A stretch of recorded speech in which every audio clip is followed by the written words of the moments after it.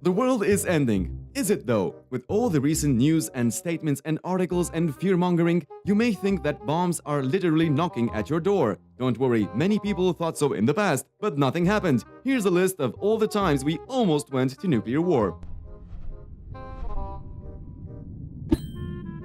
November 5th, 1956. During the Suez Crisis, NORAD received a lot of reports that were seen as possible Soviet offensive. The Cold War had just started and everybody was really nervous. Turns out we almost went nuclear because of a wedge of swans on the radar. October 5th, 1960. NORAD receives a radar alert from Greenland. Dozens of missiles are heading towards the US. Were the Russians attacking? Not really. What they saw on the radar was actually the moonrise over Norway. January 24th, 1961. This one is closer to home. In 1961, a plane lost a wing and two of its bombs when flying over North Carolina. Pure luck made the bomb not detonate at the last minute and nuclear Armageddon was avoided. October 5th, 1962. At the peak of the Cuban Missile Crisis, a Russian submarine was lost in the waters near Cuba. US destroyers and aircraft carriers cornered it, ready to attack. The Russians lost comms with Moscow for days and the ventilation system was poisoning them with carbon monoxide. Delirious and thinking World War III had started, the captain ordered the launch of a nuclear torpedo, but one of the officers refused to pull out his key and thus ended what could be a worldwide nuclear winter. They even did a movie about him. October 28, 1962. The Laredo warning site was newly operational, and on that day it notified NORAD that two missiles were flying over Georgia heading towards Tampa, Florida.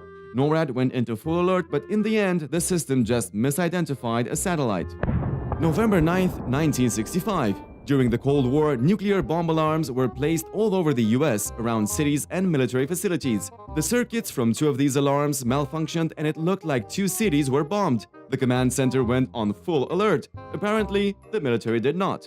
May 23, 1967. A series of radar stations around the world were supposed to notify the Air Force if missiles were heading towards the US. On that night, many of these went dark. On full alert, nuclear bombers were ready to take off, but at the last moment, they found out a solar flare had interrupted communications. January 21, 1968. A fire broke out on a B-52 bomber flying over Toul. The crew abandoned the plane and it crashed on the ice 7 miles offshore. Everything on board exploded, including the hydrogen bomb it was carrying. Fortunately, the nuclear explosives inside weren't triggered. October 24, 1973. During the Arab-Israeli War, the US went to high alert as a way of warning the USSR not to intervene. But the Kincheloe Air Force Base in Michigan accidentally activated the whole base alarm system. Fortunately, a duty officer realized it was a false alarm and called back the bombers who had already scrambled. August 1, 1974. Not exactly a close call, but during the Watergate scandal, President Nixon was clinically depressed, emotional, and drinking a lot. So much that the Secretary of Defense told the Joint Chiefs of Staff to route any emergency order coming from the president, such as a nuclear launch order, through him first. November 9, 1979. Computers at NORAD headquarters were showing a large-scale Soviet attack on the US. Within minutes, the threat went into full alert. Nuclear missiles were ready to launch and bombers were taking off. Of course, there wasn't any attack. Investigations later discovered that a technician had mistakenly inserted a training tape containing a scenario for a large-scale nuclear attack into a computer. March 15, 1980. The Soviets were having a training exercise with 4 submarines near the Kuril Islands. But a US warning sensor showed one of the launches to be headed towards the United States. Of course, everything worked out in the end after they gathered more data. Geez, a lot of misunderstandings and errors in the nuclear game. June 3, 1980.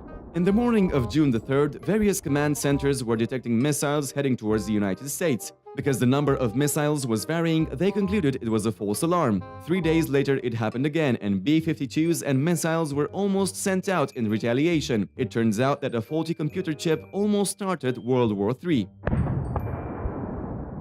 At a nuclear launch complex in Damascus, Arkansas, what should have been routine maintenance for one of the missiles turned to disaster. A fuel leak caused an explosion and the blast propelled the warhead out of the silo. It landed within 100 feet of the entrance of the complex, but fortunately, the safeties held and none of the radioactive material escaped. September 23, 1983. During one of the high points of the Cold War, the Soviets detected 5 missiles launched by the US. Lieutenant Colonel Stanislav Petrov of the Russian Air Defense Forces refused to believe that Americans would attack with only 5 missiles and tried to convince his superiors it was a false alarm even before knowing if it was true. It turned out that faulty sensors and the sun reflected on a satellite was the cause. The event was turned into the movie The Man Who Saved the World, and Petrov was honored at the United Nations with the World Citizen Award. November 2nd, 1983, a NATO training exercise included a simulation of the highest military alert, DEFCON 1, and a simulation of a nuclear attack against the Soviet Union. The exercise was highly realistic, so much so that Soviet leaders actually thought it was a real attack, especially after they intercepted a NATO message saying that US missiles had been launched towards Russia. In the end, it all worked out fine and nobody lost their temper. January 25th, 1995.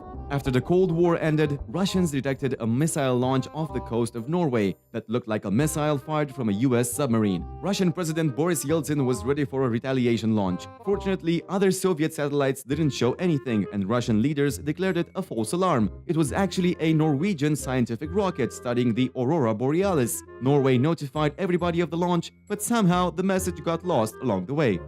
August 29, 2007. A B-52 bomber at an Air Force base in North Dakota was mistakenly loaded with 6 nuclear cruise missiles, all armed. It then flew to Louisiana without anybody knowing about the bombs. After 36 hours, somebody noticed the bombs and the fact that they were armed and live. October 23, 2010. A launch control center at Warren Air Base in Wyoming lost control with the 50 ballistic missiles under its control for nearly an hour. The missiles were on high alert and carrying nuclear warheads. The problem? A small circuit in one of the computers that had been improperly installed. 2014. Again, not really a close call, but in the first month of 2014, nuclear forces in the US were under scrutiny and the reports were troubling. The nuclear command and control wasn't able to withstand a major hacking attack. 19 missileers were deemed unfit for duty, a lot of drug abuse among launch officers, and more than half of them were caught cheating at their proficiency tests.